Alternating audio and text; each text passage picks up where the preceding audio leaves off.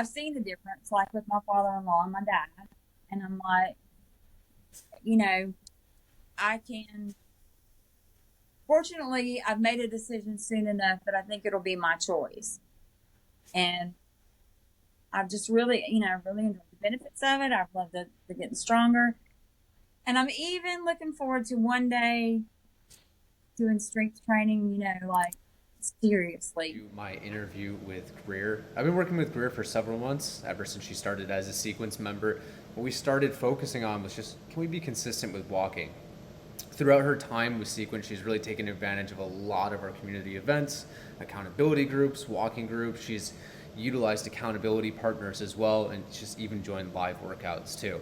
So I think she's got a lot of really great information to share about the path as to how she became consistent with exercise. So before we get into this interview, please go ahead and like and subscribe to the channel.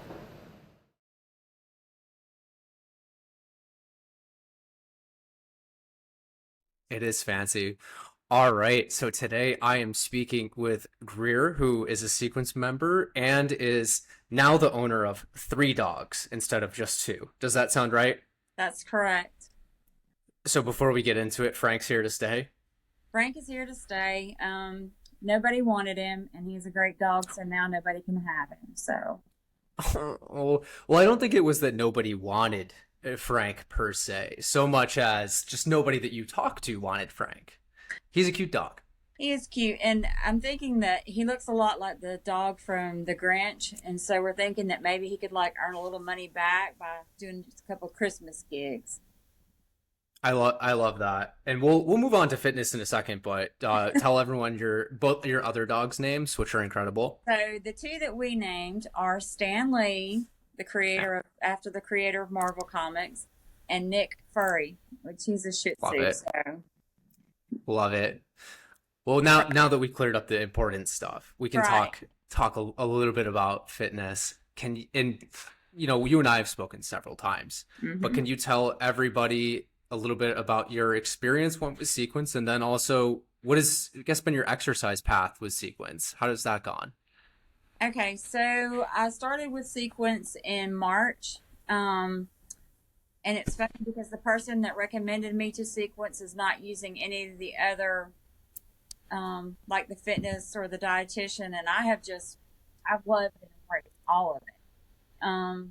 I would say that probably I am out of all the people that I know that you talk to, I'm the most experienced exercise. Really, all I've done before is walk, which is not to say that I haven't been in a gym before, but not really. Um, and the funny thing is I really started with Sequence because I was so out of shape and I did want to lose weight, but I'm going on a trip where I was going to be walking and wanted to fit in the airplane seat. And I guess I should say that my dad died in January, and at the end of his life was um, incapacitated. And so I guess seeing that also, I want my path to be.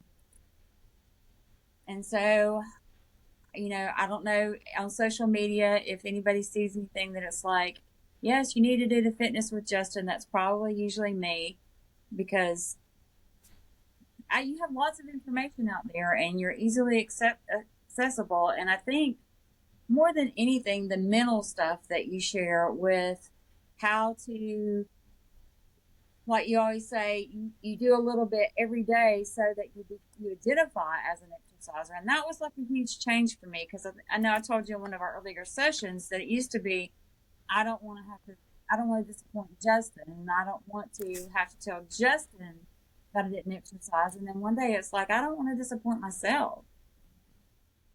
And so it's Hmm. taken you a lot longer to convince me to do strength training. But I will say We'll talk about that. for the past 3 weeks, I have done my strength training and it's getting easier. Um, and anything, you've also made a comment about something about doing things to extremes. Like before, I would try and do jazzercise, which is way back in the day, and some people probably need to Google that. But instead of going to the beginner class, I would go to the intermediate or the advanced class. Well, then you've wrecked yourself. And so with this, I've actually started out slow. I started with the beginner. Um, Also, I would say that I'm a very visual person. So, like, I know when we first talked, I was like, I would mow grass with the push mower because not only was I exercising, but it was something that I could see at the end of my Mm-hmm. exercise. And it wasn't just on my watch, but I could see something that I had done. And so that helped me mentally. Mm-hmm. I think that you actually just laid out the path pretty clearly. One, I'm very sorry to hear about your father. This is something I hear a lot, is that people say the initial drive to become fit comes from a number of sources. One of them might be I see the path ahead. I don't want that path. I want to change my path. And so you took advantage of that. So that was kind of your like initial motivation probably to get going and to start exercising. And and from there, we want to have a favorable experience. For you, I know that you've been a very active sequence member in terms of like the fitness, the accountability, the walking group. And I know that we started out with walking. Part of that, I think, social support helps. Can you talk about how you've been through 9 weeks of that walking group now? Can you tell us about how did that help? Well, again, you're part of that team, and even when you have your own motivation, if you look, and I will admit, some of it's a little bit of a competition because you're like, oh, so and so is really killing it this week. I don't want to, I want to get up there. You want to strive to do better. And on days that maybe when you don't feel like it, or things like that, you'll hunt for ways to get your steps in or ways to make it happen because you don't want to let down the team. And met some really, I think, some great people and some wonderful resources that are part of the Sequence family, that aren't necessarily, employed, that aren't employees of Sequence. And you get to know, like, there was one member of my group who knows about bicycle seats, and all things Gabby? bicycles. Yeah. Yeah. And, Yeah. she's great. And Elizabeth is great. And it's just, I don't know, Catherine is great. And you just get a whole bunch of resources and you hear, I don't know, it's just encouraging. um And you have an accountability buddy as well, right? yes, I do. Yeah. I have a Yeah. great accountability partner. Her name is Terry. I met her through the accountability group. um Her partner hadn't reached out to her the week before, and mine hadn't reached out to me, and then we got paired up, and now we're like, well, we just want to be just us. And so Yeah. it's great. And she's in my region, which, as you know, I'm in North Florida, so it's hard to find people in my region. But anyway, it's been great. Yeah. Yeah. I So look part forward of to oh, events.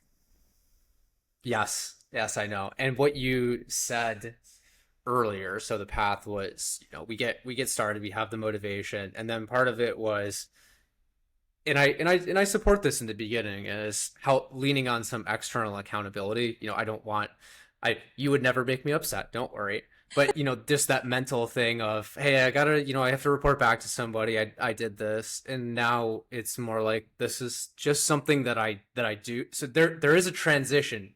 The first time that you go out for a walk, I say this all the time. It's like you're not a walker the first time you go out for a walk. Just like if I the first time I shoot a basketball, I'm not a basketball player, but you have accumulated a lot of evidence that this is a part of who you are. Does that sound right? Yeah, and then like when you said that, particularly like with the 300-mile um, group, Mm-hmm. you have it in a spreadsheet of what you've done. And I know that, like at first I was just writing it down, and then I was like, wait a minute, here's a place where I can go and look and see what I've done, kind of like your weight chart. And I walked Mm-hmm. 277 miles in 9 weeks, and that's I know. I love that you did that. and then you think about, that's like walking, to Pensacola, or actually past there. You're walking in a different state at that point. You Um, are. You are. so like I said, I'm a visual person, and or very literal. So I like the concrete, and um, sometimes strength training takes longer to show up. Yeah. The cool thing about what you did with the walking, and why I think that the walking group is interesting is that at the end of that time period, you have this really irrefutable evidence that I've improved. I like that you did. Hey, I've walked by myself almost 300 miles since I started doing that, which is really cool. It's an accomplishment. It sounds like you have a lot of pride about that, right? I do. Um, and also another thing, and if I was making any recommendations for anybody starting out, it would be to go have your feet mapped before you buy shoes, because I had to buy shoes, and it's been since we've been meeting, and hadn't been too terribly long ago. And so last week I turned my shoe over, and I don't know, this is kind of making me want to tear up a little bit, but I turned my shoe over, and the tread is wearing off on the bottom of my new shoes, Yeah. and that's like a badge, and I'm like, like a little baby shoe. I'm gonna bronze my shoe and be like, "This is my trophy. This is my reward." Mm-hmm. That's another part of the path to consistency is having favorable experiences, and also I have just noticeable changes in outcomes. What about in terms of how has your physical fitness changed? We could even just say in the last what, like 20 weeks maybe? Yeah. So, um, I know like a year ago I tried to walk, and I think maybe I got a mile and it took me 30 minutes. And now if I'm not thinking about it and I'm just walking, um, it'll be like an 18-minute mile. I have gotten faster miles when it's been a little bit cooler and I've been trying. Um, so one of the things that I know I told you was that I'm going on a trip next month, and one of my initial things was my father-in-law will be 81 right before we go, and he's going with us. And a couple of weeks ago, he's like, "Yeah, I ran 2 miles, and it took me 30 minutes," and he was so upset. So the night that I walked 2 miles in 35 minutes, I was like, "Yes!" Yeah. And sometimes it's fast, and sometimes it's longer. I walked 5 miles not this past Saturday, but the Saturday before, um, 2 Saturdays before, and knowing that before it I couldn't really go past a mile, and I started riding a bike again, which was something I loved growing up, and Yeah. probably my main source of exercise as a teenager, honestly. Mm-hmm. Um, I don't know, and I feel stronger. The legs, my I've always been like really strong in my legs, and those muscles are coming back. And I guess I should say that 5 years ago, I had both of my hips replaced, also, which was a genetic condition from my dad, and it wasn't anything that I thought it was my weight, so I had got sleeve surgery, and they're like, "No, you're still gonna have your hips replaced." And so I guess I got a little scared and a lot weak after that, and so now I'm not afraid anymore, and I'm not looking for shortcuts. I'm looking for ways to walk more, and I can, Mm-hmm. and that I don't know that it's freedom. And you something else you talked about was stability. And like I had tried like standing on my with one foot up and the other, and I couldn't do it, and now I can do it for just about as long as I want to. So That's yeah, that's fantastic. All these things that I'm hearing really point to this is going to be a lifelong thing because you're this is why I love exercise is because your body adapts to the demands that you place upon it, and that adaptation is I improve my physical functioning, and when I do that, there's two things. One, I'm happy that this has improved. I can see it, I can feel it, and that translates over to being able to do the things that you love doing, which also probably has a sense of control. I can, I can be independent forever. I don't like I'm good basically. I mean, it really is, and I don't know. I don't. I've seen the difference, like with my father-in-law and my dad, and I'm like, you know, I can. Fortunately, I've made a decision soon enough that I think it'll be my choice, and I've just really, really enjoyed the benefits of it. I've loved the getting stronger, and I'm even looking forward to one day doing strength training. Like seriously, I have decided that I do Yep. want the lean cut in my arms. So Yep. Yep. So just like with walk, and the the which I consider the cooler thing about strength training is that you will see that you can lift heavier weights over time, and you will feel stronger, which is a cool. Everyone that I've spoken to that has been really consistent with strength training and has seen the weight go up, they're like, being strong is cool. It's an awesome outcome. So what might you what so you're getting going. So your path with strength training has been, I've been working on being consistent. Part of that has been utilizing those prompts that we have set up too. yes. But what's your strategy to stay consistent with that?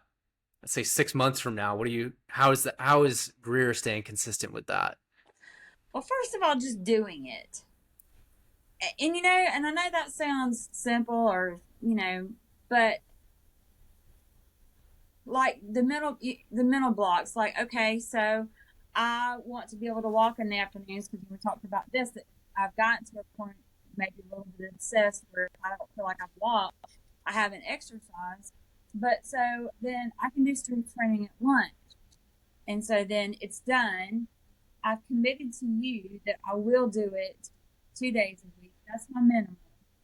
To myself, I'm like, I really want to do it three because that's what's on the Excel chart on the fitness, and I want to be part of the Mm-hmm. Excel chart. Um, I want to achieve. I want an A+ instead of a B. Um, Yeah. and so I think maybe just, and when I said like just doing it. So before, I had a fear of minimal. Oh, I can't do that. Well, first of all, I can do a lot more.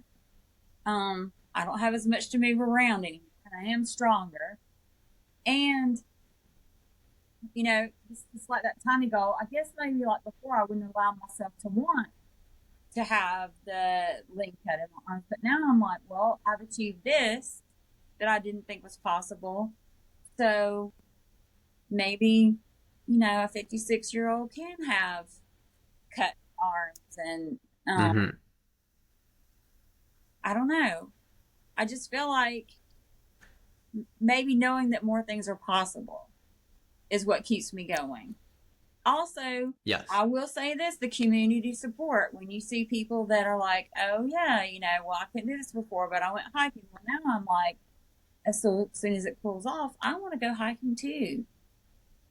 And it gives you an idea of things to do that maybe you wouldn't think about yourself and not think of doing yourself.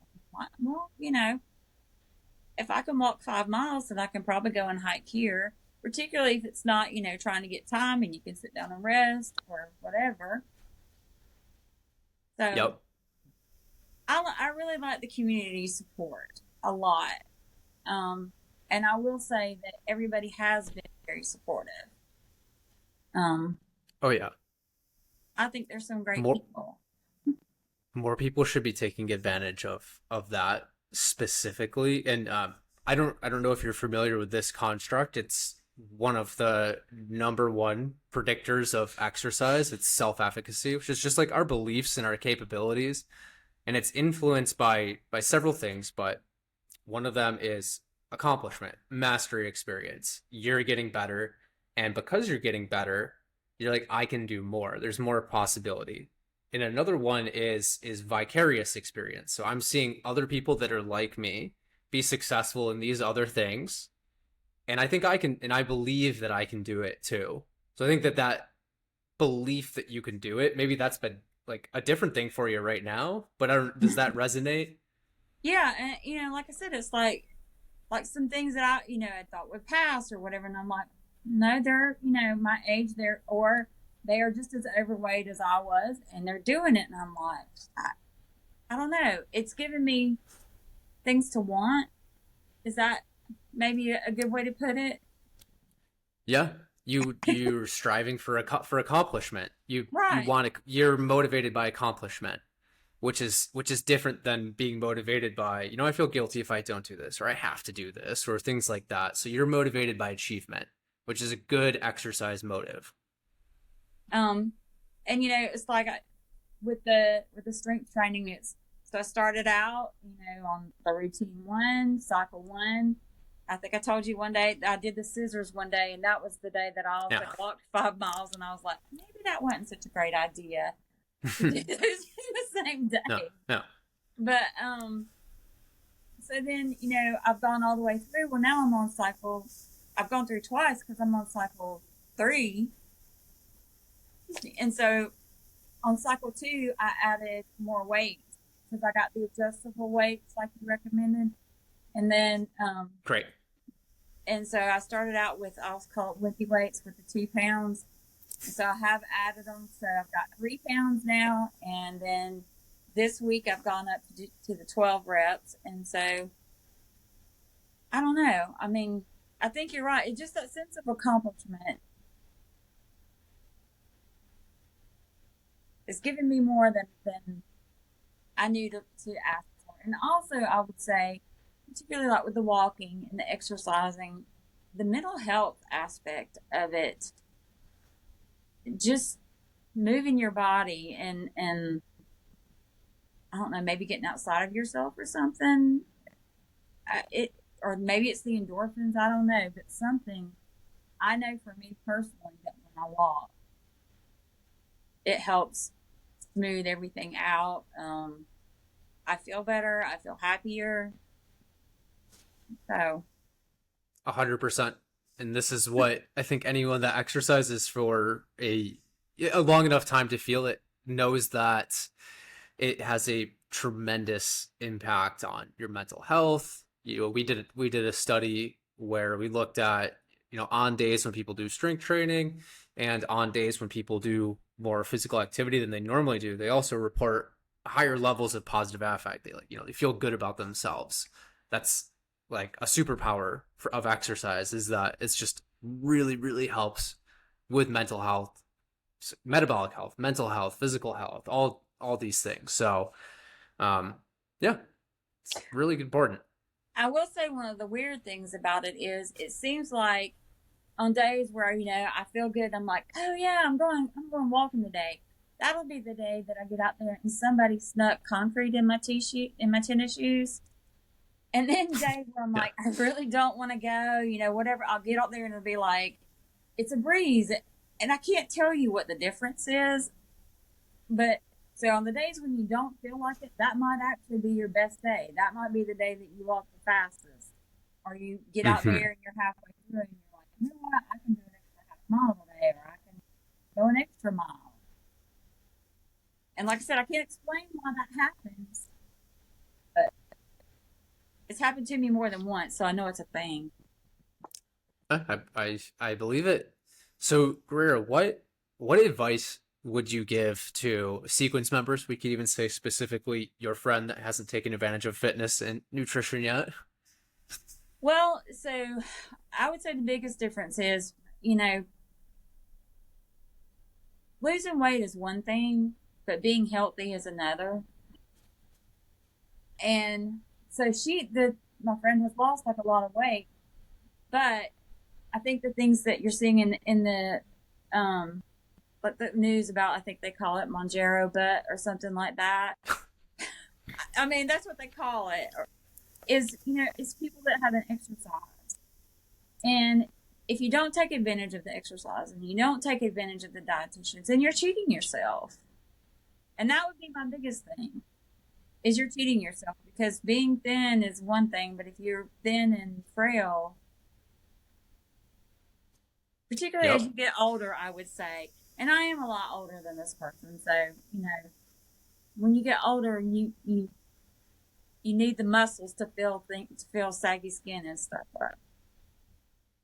Well, muscle by itself is really important, as is muscular strength. And yeah, regardless of medication, if you're losing weight, you will lose muscle if you don't also do strength training. It's the same deal with these medications. The research shows that if you do strength training when you're on these medications, you'll on average retain all of your muscle. And some of the people I've spoken to have had very small changes in their amount of muscle they've lost. One person really recently just shared with me that they actually gained muscle when they had lost about 27 pounds. So I know it's I did, it's but entirely yeah I can yeah feel it yep in my legs, like, and that's been exciting because that's just been like in the last couple of weeks. But like, I'm walking, I put my hands on my thighs, and I'm like, I can feel those muscles yep. moving. But also, I would say, we know that muscles burn fat also. Um, so it's kind of like you can drive your car, but if you change the oil and you rotate the tires and you do all that, it's going to run longer. So if with the muscles and with gaining muscles, I'm getting every benefit I can out of it. Not only am I getting stronger, but my body is also working with me to lose weight because the Hmm. muscles are burning calories also. And Yes, it as a feels reminder that good. I actually need to. It does feel good. You reminded me I need to get my oil changed. Yeah. So both fat and muscle are metabolically active tissues, but fat burns about I think it's like 3 or 4 calories per hour per kilogram versus muscle is about 11. Right. So yeah, it's it might be like relatively small, but if you lose 10 pounds of muscle, that's 100 fewer calories that your body would burn. Muscle helps with insulin sensitivity. It helps with all. And what I would also add is that if you get stronger, if you have more muscle, it unlocks the capability, as you're finding out, to do more physical activity, which puts you in a really good position for weight loss maintenance. Because you can go walk for 5 miles versus somebody that hit their weight loss goal but isn't fit can maybe only do, 2 miles. I hadn't thought about that, but that's great. Mm-hmm. I Yeah. also say, like when I had my hip replacement, they cut into major muscles on my thigh or, um, but also feeling those muscles come back and knowing that those muscles are stronger because, I mean, I had a great surgeon and I recommend hip replacement for anybody that needs it. It changed my life. But Mm-hmm. knowing that also I'm strengthening like you talk about with the knee friendly, I'm strengthening those muscles around it to help hold that in so that I'm protected. That's Yep. another Sounds benefit. like you're going to be real consistent with strength training now. Yes. Huh. With Yeah. exercise period. Love it. And this is as the fitness lead, this is all that I could hope for. It always makes me happy when people say, this is part of my lifestyle. It's not going away this time. It's sticking. That's what I want. I want to hear everyone tell me that it's stuck. Um, that's the dream. Well, I mean, I think, when you talk about making it identifying who you are, I guess something else I share is, I went on vacation and for the first time I'm like, I need to pack workout clothes. I need to take my shoes. Um, I don't know. It's I wish I had learned it years ago, but I'm glad I know it now. Mm-hmm. When exercise becomes a part of who you are, even in the face of disruptions to your normal routine, you almost automatically come up with strategies to make sure that you can still do it. Yes. Yeah. Yes. Kind So, of like yeah. doing strength training at lunch. The dogs aren't there because that is, I guess, a hampering is because when you get on the floor, they want to, which is Yeah. great. I mean, I always will take dogs, Yeah. but um, Yeah. Who wouldn't?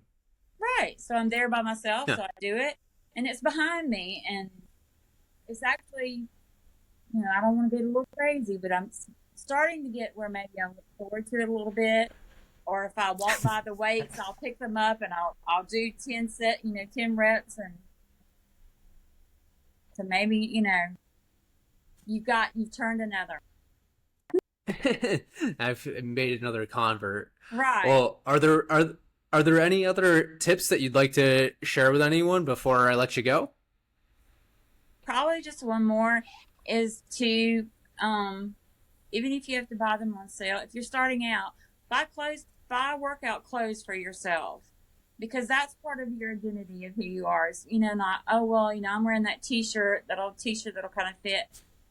Buy workout clothes because you are somebody who exercises, and there's always some on clearance. And I think that wearing the costume helps. Maybe, I don't know. Is that the right way to? That's actually really, really good advice, and it's actually supported by research. People that spend their money on exercise clothes, people that post their workouts on social media, those are all people that identify as exercisers. So that's actually great advice, research backed. Very good.